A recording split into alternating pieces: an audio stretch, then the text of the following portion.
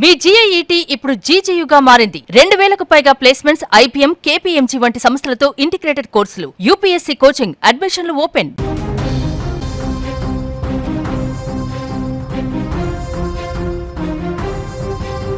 అనంతపురం జిల్లా ఉరవకొండలో రాజకీయాలు ఒక్కసారిగా వేడెక్కాయి. వైసీపీ చేపట్టిన నిరసన కార్యక్రమానికి వెళ్తున్న మాజీ ఎంపీ గోరంట్ల మాధవ్ను పోలీసులు అడ్డుకొని అదుపులోకి తీసుకోవడం తీవ్ర ఉద్రిక్తతకు దారితీసింది.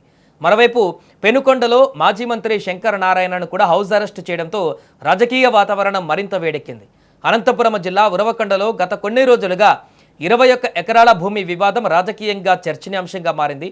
ఈ వ్యవహారంలో మంత్రి పయ్యావుల కేశవ్ తీరును నిరసిస్తూ వైఎస్ఆర్సీపీ సమన్వయకర్త మాజీ ఎమ్మెల్యే విశ్వేశ్వర్ రెడ్డి ధర్నాకు పిలుపునిచ్చారు. విశ్వేశ్వర్ రెడ్డి ఆరోపణల ప్రకారం రెవెన్యూ అధికారులకు సంబంధిత భూమి ప్రైవేటు భూమి అని స్పష్టం చేసినప్పటికీ హైకోర్టు అనుకూల ఉత్తర్వులు ఉన్నప్పటికీ వాటిని అమలు చేయడం లేదని ఆయన విమర్శించారు. ఈ అంశంపైన ప్రజలకు వాస్తవాలు తెలియజేయాలనేటువంటి ఉద్దేశంతో ఉరవకొండలో నిరసన కార్యక్రమాన్ని నిర్వహించాలని నిర్ణయించారు. అయితే ఈ ధర్నాకు పోలీసులు అనుమతి నిరాకరించారు. శాంతి భద్రతల సమస్యలు తలెత్తే అవకాశం ఉందని భావించి ఉరవకొండ పట్టణంలో భారీగా పోలీసు బందోబస్తు ఏర్పాటు చేశారు. ప్రధాన రహదారులు, కూడళ్లు, ధర్నా జరిగే ప్రాంతాల వద్ద పోలీసులు మోహరించారు. ఈ నిరసన కార్యక్రమానికి మద్దతుగా మాజీ ఎంపీ గోరంట్ల మాధవ్ ఉరవకొండకు బయలుదేరారు. అయితే పోలీసులు ఆయన్ను మధ్యలోనే అడ్డుకున్నారు.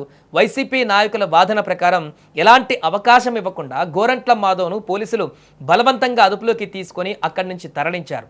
దీనిని వారు అక్రమ అరెస్టుగా అభివర్ణిస్తూ తీవ్ర ఆగ్రహాన్ని వ్యక్తం చేశారు. గోరంట్ల మాధవ్ను అడ్డుకోవడంతో అక్కడ కొంతసేపు ఉద్రిక్త పరిస్థితులు నెలకొన్నాయి. వైసీపీ కార్యకర్తలు, నాయకులు పోలీసులతో వాగ్వాదానికి దిగారు. కొంతసేపు తోపులాట జరిగిందని సమాచారం. పరిస్థితి అదుపు తప్పకుండా అదనపు పోలీసు బలగాలను మోహరించారు. ఇదిలా ఉండగా పెనుకొండలో మరో కీలక పరిణామం చోటు చేసుకుంది. మాజీ మంత్రి శంకర నారాయణను పోలీసులు ఇప్పటికే పరిమితం చేశారు. ఆయనను హౌస్ అరెస్ట్ చేసినట్టుగా సమాచారం.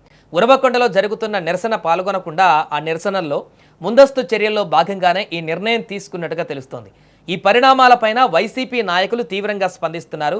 ప్రజాస్వామ్యంలో శాంతియుతంగా నిరసన తెలిపే హక్కు ప్రతి ఒక్కరికి ఉందని, అలాంటి కార్యక్రమాలను అడ్డుకోవడం ప్రజాస్వామ్య స్ఫూర్తికి విరుద్ధమని ఆరోపిస్తున్నారు. మరోవైపు పోలీసులు మాత్రము శాంతి భద్రతల పరిరక్షణ కోసం మాత్రమే ముందస్తు చర్యలు తీసుకున్నామని చెబుతున్నట్లు సమాచారం.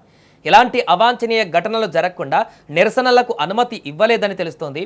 ప్రస్తుతము ఉరవకొండ, పెనుకొండ ప్రాంతాలలో పరిస్థితి పూర్తిగా పోలీసుల పర్యవేక్షణలో ఉంది. రాజకీయంగా సున్నితమైనటువంటి పరిస్థితులు నెలకొనడంతో అధికారులు ఎప్పటికప్పుడు పరిస్థితిని అక్కడ సమీక్షిస్తున్నారు. ఈ ఘటనతో అనంతపురం జిల్లా రాజకీయాలు మరొకసారి హాట్ టాపిక్గా మారాయి. భూమి వివాదం, నిరసన కార్యక్రమాలు, పోలీసుల చర్యలు, రాజకీయ ఆరోపణలు ఇవన్నీ ఇప్పుడు రాష్ట్ర రాజకీయాలలో చర్చనీయాంశంగా మారాయి. ఈ వ్యవహారం పైన అధికార పార్టీ నుంచి పూర్తి స్థాయి స్పందన రావాల్సి ఉంది. ఏదేమైనా ప్రస్తుతము అనంతపురంలో జరుగుతున్నటువంటి పరిణామాలు తీవ్ర ఉద్రిక్తంగా మారాయి.